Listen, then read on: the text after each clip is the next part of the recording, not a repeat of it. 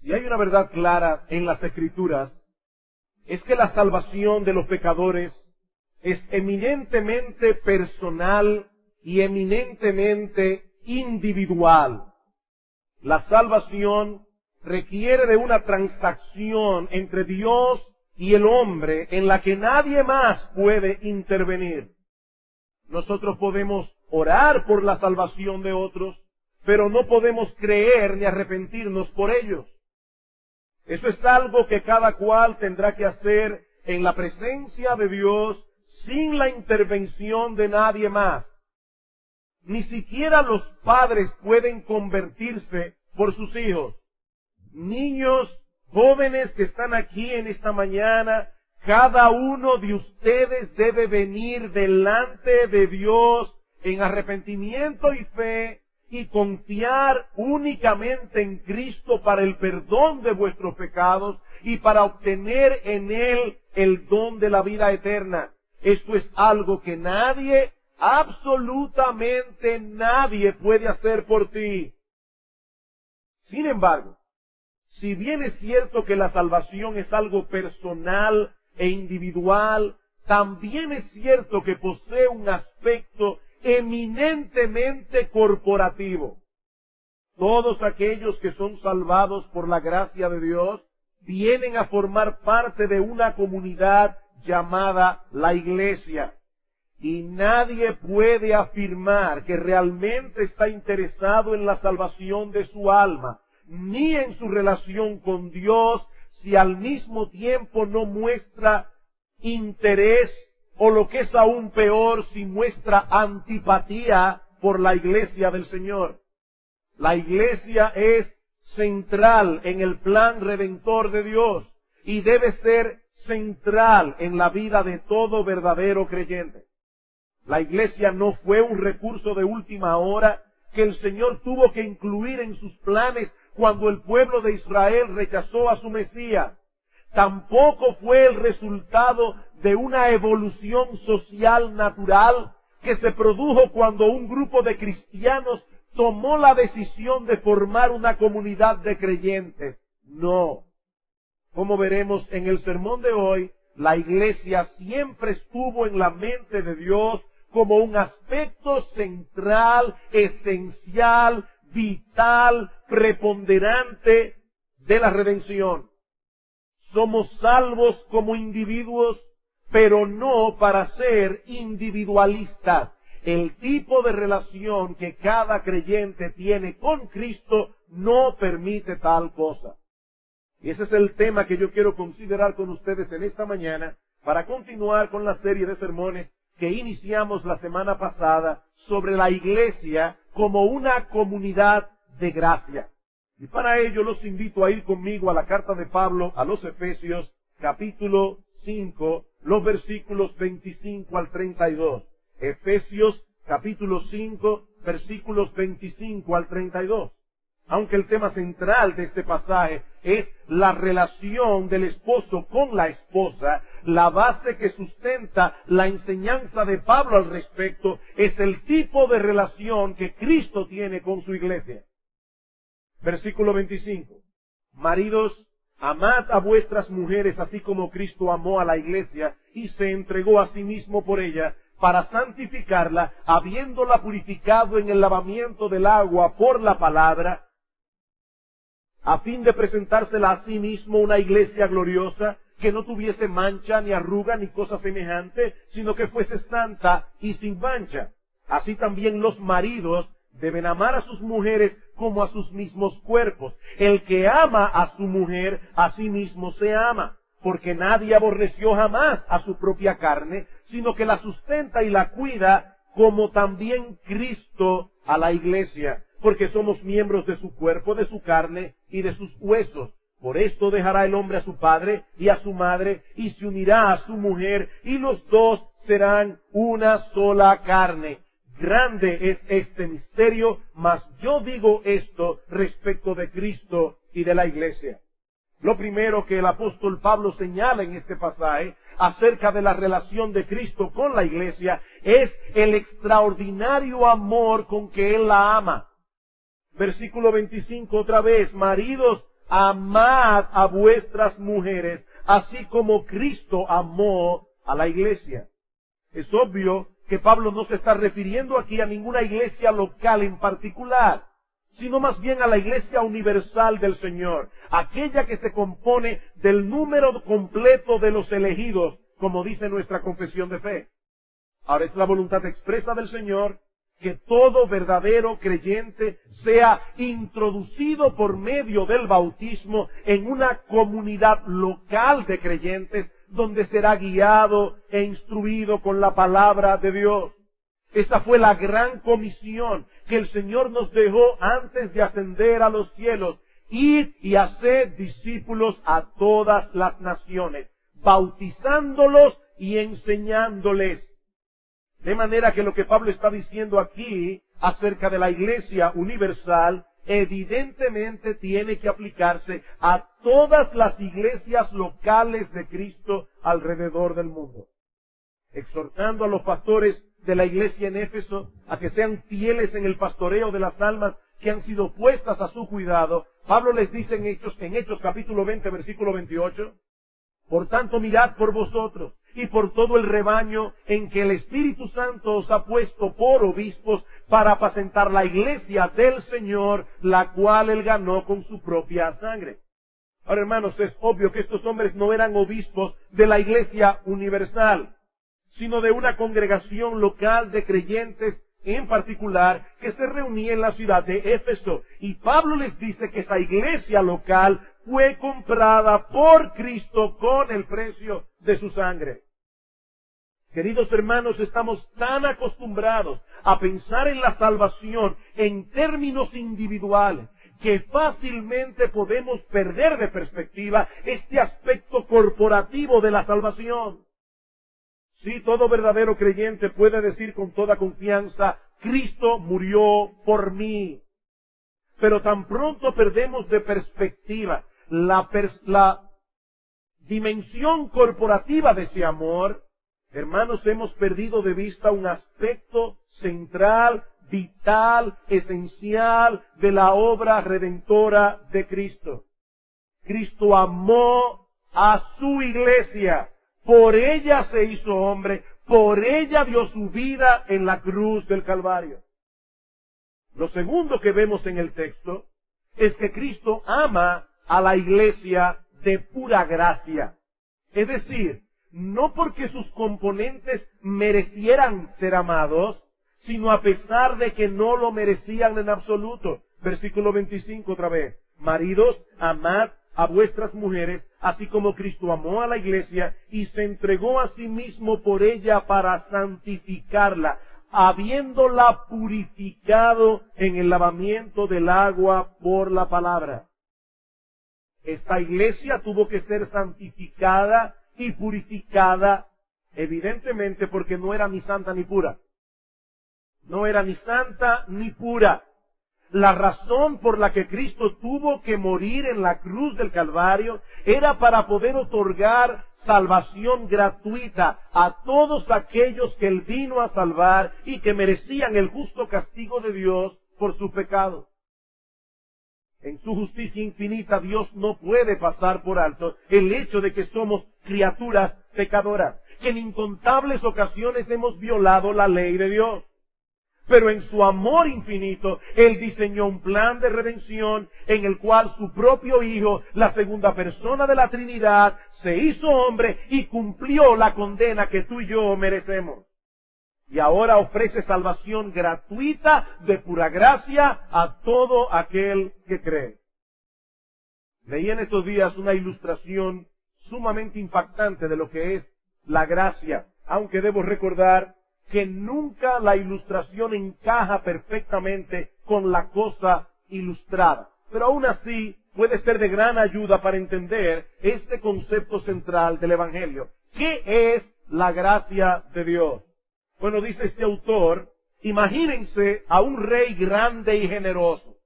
En medio de su benevolente reinado, oye decir que sus súbditos han comenzado una revuelta. Se han levantado en armas en contra del rey.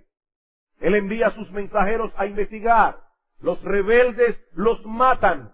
Así que el rey decide enviar a su propio hijo, al príncipe heredero. Pero ellos también lo asesinan cruelmente, colgando su cuerpo en el muro de la ciudad. ¿Qué esperaría usted que el rey hiciera ahora? Bueno, la reacción natural sería enviar a todo su ejército para tomar venganza. Maten a estos rebeldes, hagan ceniza sus ciudades. Ciertamente ese rey tiene tanto el poder como el derecho de vengarse. ¿Y qué si el rey diera media vuelta y les ofreciera un perdón total a esos criminales? Voy a aceptar a mi hijo, dice el rey, a quienes ustedes asesinaron, como el pago por toda vuestra rebelión. Todo lo que les exijo es que admitan sus transgresiones y acepten que mi hijo les compró el perdón. ¿Cómo reaccionaríamos a la oferta del rey? Bueno, estaríamos perplejos, desconcertados, pero el rey todavía no ha terminado de hablar.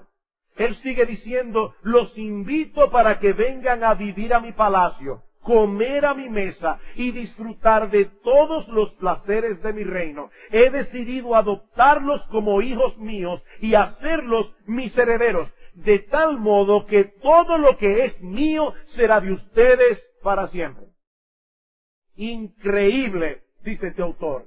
Pero entonces el rey añade, no los voy a forzar a aceptar mi ofrecimiento, pero la única alternativa consiste en pasarse el resto de vuestras vidas en prisión. Ustedes escogen.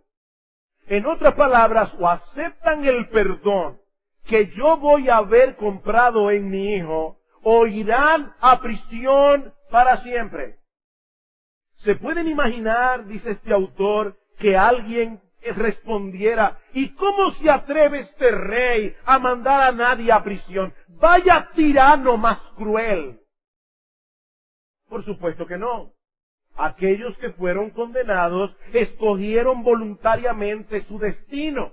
Serán condenados porque fue lo que ellos escogieron en su necedad y rebeldía.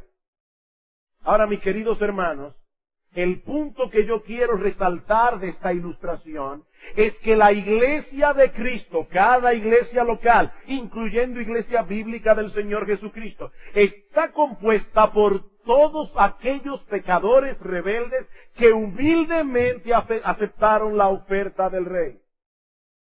Es por eso que digo que se trata de una comunidad de gracia. La iglesia es una comunidad de gracia. Porque ninguna de las personas que están allí merecen absolutamente nada que no sea la condenación de Dios. Pero por la gracia y la misericordia del Señor se les ha concedido, se les ha derramado bendiciones sin número. El problema, queridos hermanos, miembros de Iglesia Bíblica del Señor Jesucristo, es que muchas veces olvidamos lo que Dios ha hecho por nosotros y vamos por la vida exigiendo que las personas nos traten de cierta manera, como si en verdad no fuéramos pecadores culpables. Randy Alcorn dice lo siguiente, escuchen esto, hermanos, nuestra cultura está plagada por un venenoso espíritu de derechos. Siempre pensamos que merecemos más, dice él.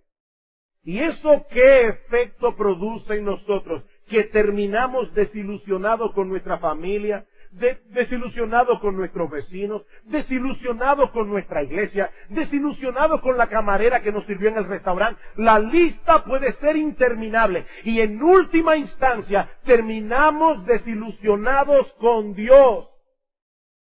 Porque no nos ha dado todo lo que queremos y que en el fondo de nuestro corazón creemos merecer. Pero mis hermanos, eso es una verdadera locura.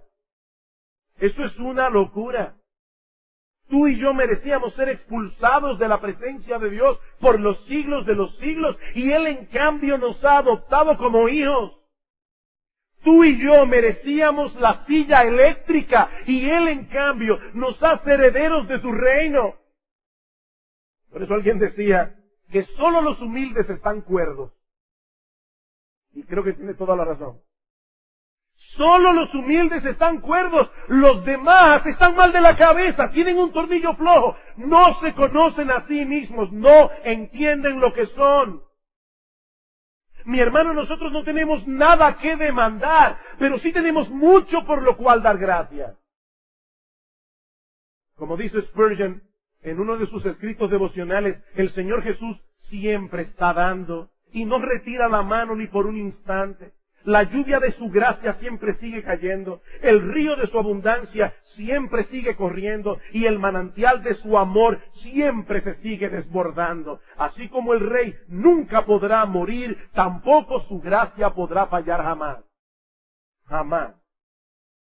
Mis hermanos, no se trata únicamente de lo que el Señor nos dio por gracia. Aquí estamos hablando de todas las bendiciones que Él continúa derramando sobre nuestras vidas día tras día, día tras día, día tras día, y todo de pura gracia. Y eso nos lleva al otro aspecto que Pablo resalta en este pasaje. Y es el hecho de que por causa de su amor, Cristo se ha comprometido a proveer a la iglesia todo lo que ella necesita para santificarla. Versículo 26, una vez más. Dice que Cristo murió por ella para santificarla, habiéndola purificado en el lavamiento del agua por la palabra, a fin de presentársela a sí mismo una iglesia gloriosa, que no tuviese mancha ni arruga ni cosa semejante, sino que fuese santa y sin mancha. Así también los maridos deben amar a sus mujeres como a sus mismos cuerpos. El que ama a su mujer, a sí mismo se ama, porque nadie aborreció jamás a su propia carne, sino que la sustenta y la cuida, como también Cristo a la iglesia. Cristo provee para los suyos todo lo que necesitan. Y ¿saben lo más glorioso de todo, hermanos? Lo hace con ternura. Con ternura. Es en ese sentido que Pablo dice, la sustenta y la cuida. Cristo provee para las diversas necesidades de su iglesia. Guía, protección, alimento espiritual, cariño, consuelo, todo lo que sea necesario, con tal de que la iglesia llegue a ser lo que Él quiere que la iglesia sea. Miren, mis hermanos, independientemente de lo que nosotros vemos en las iglesias, al día de hoy, el Señor Jesucristo no fracasará en su empeño. Yo voy a repetir eso otra vez. Independientemente de lo que nosotros vemos en las iglesias hoy, Cristo, nuestro Señor, el Todopoderoso, no fracasará en su empeño. Algún día, la Iglesia Universal del Señor, compuesta por todos aquellos que han sido salvados por gracia, estarán en su presencia sin un solo defecto, sin una sola arruga, sin una sola mancha que pueda disminuir la belleza de la esposa de Cristo. Y aunque el resultado final de esa labor lo veremos en el cielo, mis hermanos, ese trabajo de embellecimiento se está llevando a cabo de este lado de la eternidad, aquí y ahora, en el tiempo presente. Pablo dice en el versículo 29 que Cristo cuida ahora y sustenta ahora su iglesia. ¿Y por qué ese interés de Cristo por la iglesia? ¿Por qué tanta preocupación por ella? Bueno, eso nos lleva a la cuarta enseñanza del pasaje. Cristo ama a la iglesia de ese modo porque la iglesia es su cuerpo. Versículo 30, voy a leer desde el 29 para tomar el sentido, porque nadie aborreció jamás a su propia carne, sino que la sustenta y la cuida como también Cristo a la iglesia, porque somos miembros de su cuerpo, de su carne y de sus huesos. Por esto dejará el hombre a su padre y a su madre, y se unirá a su mujer, y los dos serán una sola carne. Grande es este misterio, mas yo digo esto respecto de Cristo y de la iglesia. El apóstol Pablo está citando aquí el patrón original de Dios para el matrimonio, tal como aparece en Génesis capítulo 2, versículo 24. Desde el principio, Dios reveló al hombre cuán estrecha habría de ser la relación entre el esposo y la esposa. Una relación que sería mucho más estrecha, mucho más íntima que la que tiene un hijo con sus padres. Por eso dice, dejará el hombre a su padre y a su madre y se unirá a su mujer. Eso fue revelado desde el principio de la creación. Pero hay algo que vino a ser revelado mucho tiempo después. Algo extraordinario, algo sorprendente. Pablo dice, grande es este misterio. ¿Cuál es el misterio? Bueno, un misterio es una verdad que nosotros no pudiéramos conocer a menos que Dios la revele. ¿Y cuál es el gran misterio que Pablo menciona aquí? Bueno, obviamente no puede ser la unión del esposo con la esposa, porque eso ya fue revelado en el libro del Génesis, en el huerto del Edén. El misterio que fue revelado cientos de años más tarde es que el matrimonio y esa relación peculiar que tiene el esposo con la esposa o que debería tener, no es más que una tipología de la relación de Cristo con la iglesia. Ese es el misterio. Aunque la iglesia como tal no existiera en el huerto del Edén, desde que se celebró el primer matrimonio, ya Dios tenía en mente que la relación matrimonial sería un reflejo de la relación que Cristo tendría con su iglesia. Amados hermanos, nuestros matrimonios están llamados a ser una representación en miniatura de la belleza de esa relación espiritual que Cristo tiene con su esposa. Ese es el modelo de matrimonio que nosotros debemos imitar. Cuando fallamos en reflejar ese modelo, estamos cometiendo una falta de enormes proporciones, porque estamos presentando ante el mundo una imagen distorsionada de la relación que Cristo tiene con la iglesia. Ahora, el punto que quiero enfatizar aquí es lo que decíamos al principio, que la iglesia fue contemplada desde siempre en el plan creador y redentor de Dios. La iglesia no fue un plan B. La iglesia no fue una medida desesperada de última hora. No, Dios hizo al hombre a su imagen y semejanza. ¿Y saben qué, mis amados hermanos? Esto tiene profundas repercusiones en lo que respecta a nuestra vida en comunidad. ¿Saben por qué? Porque nuestro Dios es comunidad. Nuestro Dios vive en una comunidad perfecta. Nosotros vimos la semana pasada cómo la Biblia enseña con toda claridad que el único Dios vivo y verdadero existe en tres personas, el Padre, el Hijo y el Espíritu Santo. De manera que en un sentido Dios es uno y en otro sentido Él es tres. Él es uno en esencia, hay un solo Dios, pero Él es tres en persona. Bueno, pues de una manera similar, Dios hizo al hombre y a la mujer para que se unieran en matrimonio y pudieran reflejar entre ellos una relación análoga a la que vemos en la Trinidad, una relación de unidad en la pluralidad. Por tanto, dejará el hombre a su padre y a su madre, se unirá a su mujer y los dos serán una sola carne. Y muchos años más tarde el Señor Jesucristo, en Mateo capítulo 19, versículo 6, cita el texto del Génesis 2:24 y luego añade, así que ya no son más dos, sino una sola carne. Por medio del vínculo matrimonial, el hombre y la mujer vienen a ser uno. Y ahora Pablo nos dice, en su carta a los Efesios, que lo que Dios tenía en mente cuando hizo eso, era algo mucho más grandioso, era algo mucho más profundo, reflejar a través del matrimonio la unión que habría de existir entre Cristo y la iglesia. Así como Eva fue sacada de Adán para ser su complemento, así también la iglesia fue sacada de Cristo, por decirlo de alguna manera, cuando Él dio su vida en la cruz del Calvario.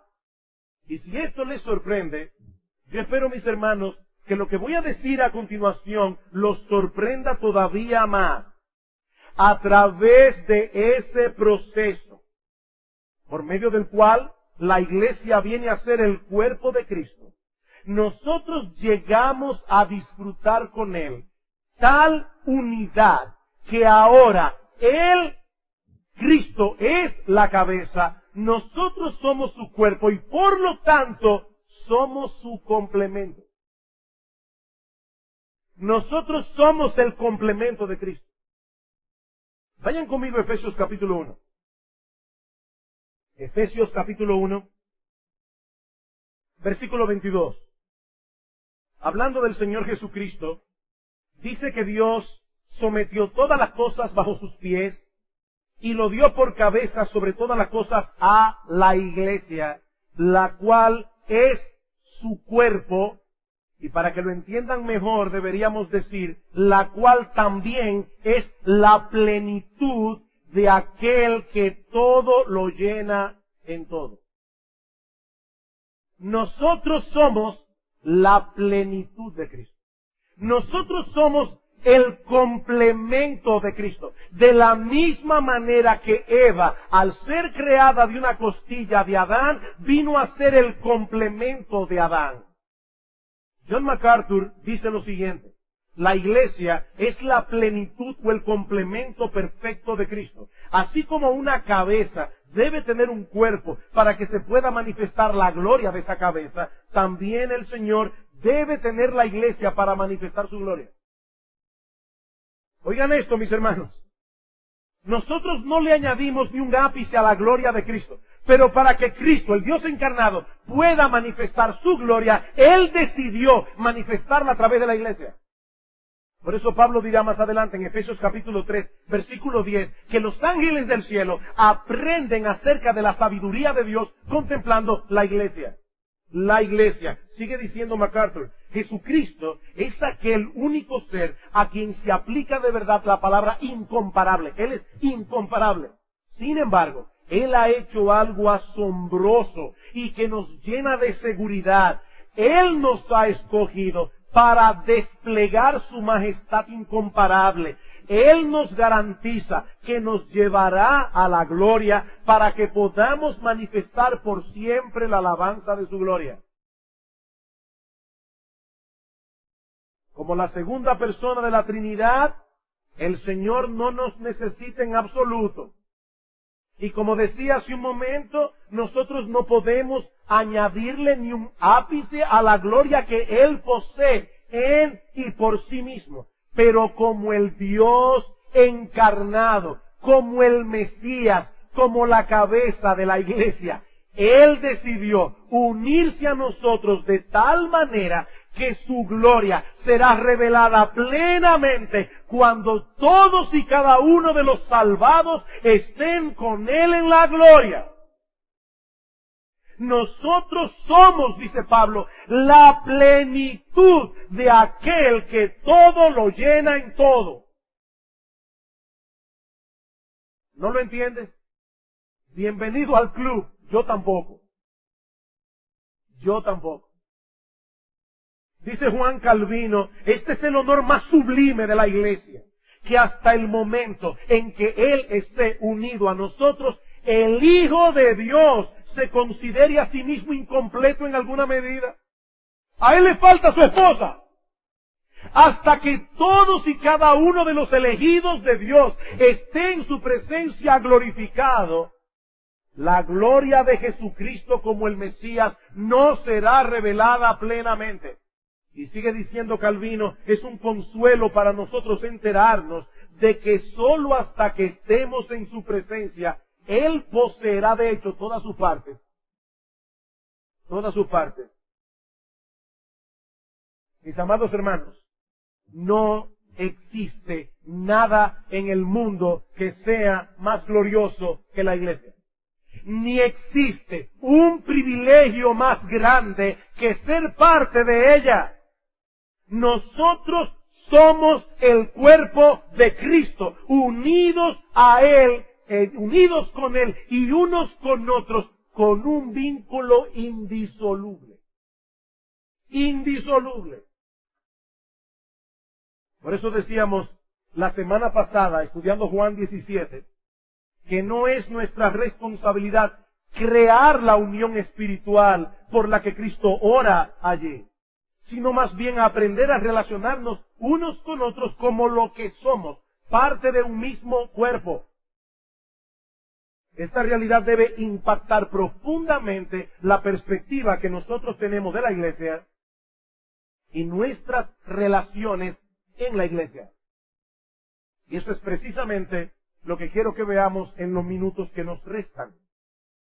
Algunas aplicaciones prácticas que se derivan de la enseñanza de Pablo en este pasaje sobre la relación de Cristo con la iglesia. Y la primera y más obvia de todas es que los cristianos deben formar parte activa de una iglesia local. Los cristianos deben formar parte activa de una iglesia local. Como dijimos hace un momento, las iglesias locales alrededor del mundo son las expresiones visibles y tangibles de la iglesia universal, que el Señor identifica como su cuerpo, como su esposa. De manera que nadie puede pretender tenerle a Él como cabeza si al mismo tiempo rehúsa participar activamente de una comunidad local de creyentes con sus miembros específicos y sus líderes específicos. Voy a repetir eso otra vez.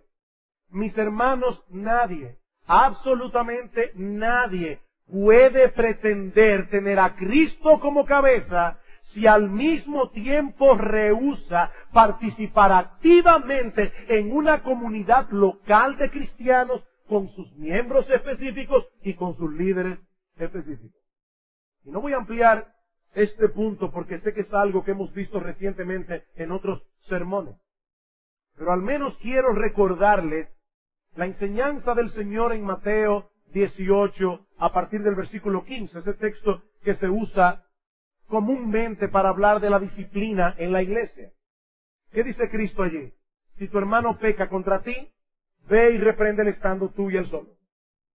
Si te oyere, bien, has ganado a tu hermano. Si no te oyere, toma contigo a uno o dos para que en boca de 2 o 3 testigos conste toda palabra. Si no lo oyere a ellos, dilo a la iglesia. ¿A cuál iglesia? ¿Qué sucede con ese creyente que es un agente libre como en el béisbol? Él no pertenece a ningún equipo. Ese creyente que dice, no, yo soy miembro de la iglesia universal. ¿Y qué hacemos entonces con ese pasaje? Si no los oyere a ellos, dilo a la iglesia. ¿Cuál iglesia? Y luego dice, si no oyere a la iglesia, es decir que esta iglesia puede oír, esta iglesia puede hablar, tenle por gentil y publicano. En otras palabras, exclúyelo de la membresía de la iglesia. Pero mis hermanos, ¿cómo podemos excluir al que primeramente no ha sido incluido? Cristo presupone que cada uno de sus discípulos pertenece a una comunidad particular de discípulos. Así que lo primero que aprendemos de este pasaje, mis amados hermanos, la primera aplicación es que los cristianos deben formar parte activa de una iglesia local. Pero en segundo lugar, este pasaje también nos enseña que los creyentes deben amar y manifestar un profundo interés en la iglesia. En la iglesia. No pienso que luego de haber visto todo lo que hemos visto, esta enseñanza requiera de un arduo proceso de argumentación. Si Cristo amó a su iglesia al punto de dar su vida por ella, ¿cómo puede alguien decir que ama al Señor si al mismo tiempo desecha lo que Él ama? ¿Cómo puede alguien decir que ama al Señor si al mismo tiempo desecha lo que Él ama? Imagínate a un hombre profunda y apasionadamente enamorado de su esposa. Y un día recibe una invitación a cenar, pero una invitación sumamente peculiar. La invitación dice, estimado fulano de tal, por medio de la presente quiero invitarte a mi casa a cenar el próximo viernes en la noche. Postdata, no traigas a tu esposa que me cae como una patada en el estómago. ¿Puede este hombre decir, bueno, después de todo, no es a mí a quien él aborrece, es a mi esposa? ¡No! Difícilmente un hombre puede aceptar una invitación así, si realmente ama a su esposa. Pues mis amados hermanos, Cristo ama a la iglesia, la ama con pasión, con tal pasión que dio su vida por ella. ¿Cómo puede alguien decir que ama a ese Señor si al mismo tiempo siente antipatía hacia esa iglesia por la que Él dio su vida en la cruz del Calvario? Dice Joshua Harris, en un libro, por cierto, con un título que lo dice todo: deje de coquetear con la iglesia. Deje de coquetear con la iglesia. Y el subtítulo es: enamórese de la familia de Dios. Y dice Joshua Harris, la mayor motivación que podríamos encontrar para comprometernos de forma apasionada con la iglesia es que Jesús está apasionadamente comprometido con ella. ¿Y saben qué, mis amados hermanos? Cristo no ama a su iglesia apasionadamente porque Él desconoce lo que tú y yo sabemos acerca de ella. Él no es un novio engañado. No, mis hermanos. Él conoce a la iglesia como nadie podrá conocerla jamás. Pero eso no disminuye en nada su amor, porque es un amor empapado de gracia. Es un amor empapado en su gracia. Y cito a Joshua Harris una vez más: Jesús es la única persona que tiene el derecho a desheredar y abandonar a la iglesia, pero nunca lo ha hecho y nunca lo hará. Nunca lo ha hecho y nunca lo hará. Él más bien está comprometido a tratar con las flaquezas y debilidades de su esposa hasta el día en que Él pueda presentársela a sí mismo como una iglesia gloriosa que no tenga mancha, ni arruga, ni cosas semejantes. Y esto me lleva a mi tercera y última aplicación en esta mañana, y es el hecho de que el Señor está llevando a cabo esta obra de santificación por medio de los mismos miembros de la iglesia. Estamos diciendo que Cristo ama a la iglesia, que la ama de pura gracia, que Él está consciente de sus debilidades. Estamos diciendo que Cristo está embelleciendo a la iglesia para el día en que se la presente en las bodas del Cordero. Y lo que ahora estoy diciendo, mis amados hermanos, es que el miembro o los instrumentos que Él usa para embellecer a su iglesia son los mismos miembros que la componen. Él puede hacer esa obra directamente en nosotros, y de hecho lo hace. Pero el medio ordinario que Él ha decidido usar para nuestra santificación son los otros miembros del cuerpo. Efesios capítulo 4, versículo 11. Y Él mismo constituyó a unos apóstoles, a otros profetas, a otros evangelistas, a otros pastores y maestros, a fin de perfeccionar a los santos, para que los santos hagan la obra del ministerio para la edificación del cuerpo de Cristo, hasta que todos lleguemos a la unidad de la fe y del conocimiento del Hijo de Dios, a un varón perfecto, a la medida de la estatura de la plenitud de Cristo, para que ya no seamos niños fluctuantes, llevados por doquiera de todo viento de doctrina, por estratagema de hombres que para engañar emplean con astucia las artimañas del error, sino que siguiendo la verdad en amor, crezcamos en todo, en aquel que es la cabeza, esto es Cristo, de quien todo el cuerpo, bien concertado y unido entre sí, por todas las coyunturas que se ayudan mutuamente, según la actividad propia de cada miembro, recibe su crecimiento para ir edificándose en amor. Esta palabra coyuntura significa literalmente punto de contacto. La coyuntura es ese punto de conexión donde dos piezas del cuerpo se tocan. Y la idea que Pablo quiere transmitirnos es que la iglesia es un organismo vivo, donde cada miembro está unido a Cristo como cabeza y está unido a los demás miembros por las coyunturas. Cada miembro de ese cuerpo es colocado por Cristo en una iglesia específica y dentro de esa iglesia en un lugar específico para realizar funciones específicas bajo el liderazgo de los pastores que Él ha provisto, como dice en el versículo 11 de este mismo pasaje. A través de esos pastores, Cristo provee al cuerpo el alimento espiritual de la palabra que el cuerpo necesita. Y de esa manera los pastores equipan a los creyentes para que éstos funcionen en el lugar que Cristo los colocó y conforme a los dones que Cristo les dio. En la medida en que cada miembro traspasa a los demás lo que él recibe de Cristo, según la actividad propia de cada miembro, la iglesia crece y madura. Así que si un miembro no está creciendo, no está madurando individualmente, o si ese miembro se aísla de los demás, o no pone sus dones y capacidades al servicio del cuerpo, o desea hacer la labor que le corresponde a otro, ese miembro está afectando la salud y el crecimiento de todo el cuerpo.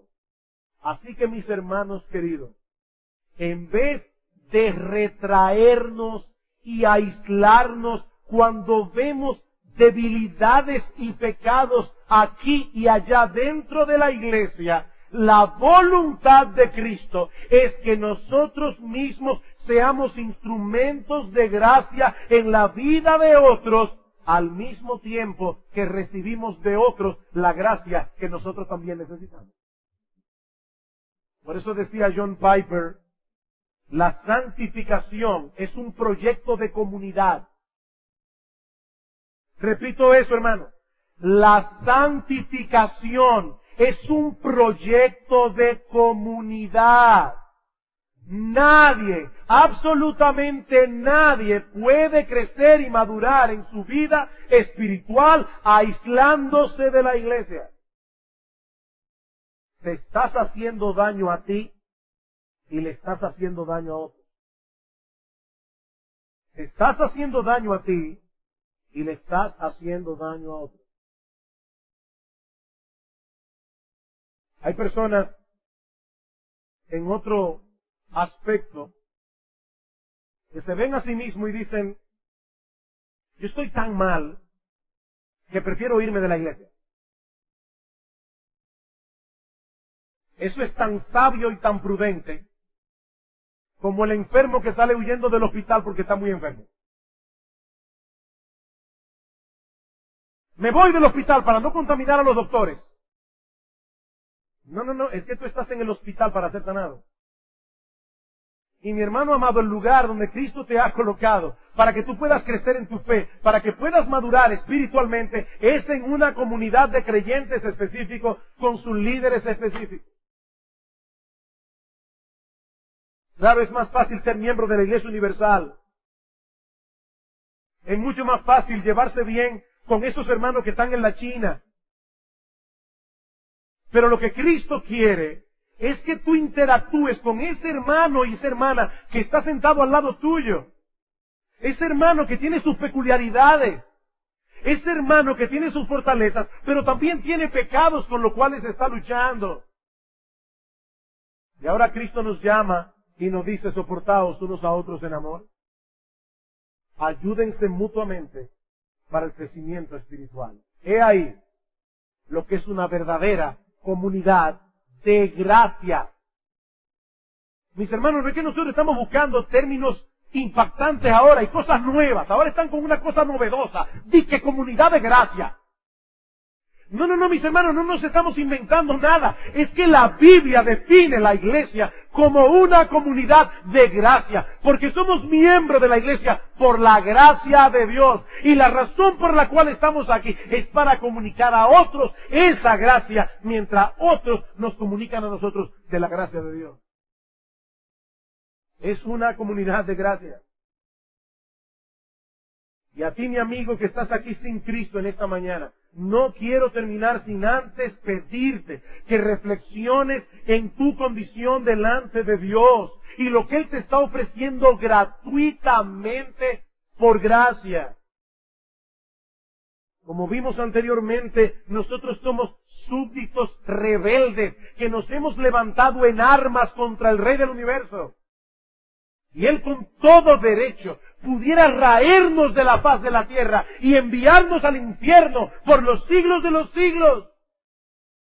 Pero en su amor inmensurable envió a su propio Hijo, el Dios encarnado, la segunda persona de la Trinidad, hecho hombre, a pagar la deuda de todos aquellos a quienes Él vino a salvar. Y hoy, mi amigo, te ofrece el perdón de todos tus pecados y el don de la vida eterna si depones tu rebeldía y te rindes enteramente ante la persona del Salvador. Él satisfizo plenamente la justicia de Dios a través de una vida de obediencia perfecta. Y luego fue a la cruz por amor a todos aquellos que no podían llenar esa medida. Y lo único que Dios pide de ti es que reconozcas tu impotencia y confíes plenamente en la justicia y la obra del Señor Jesucristo.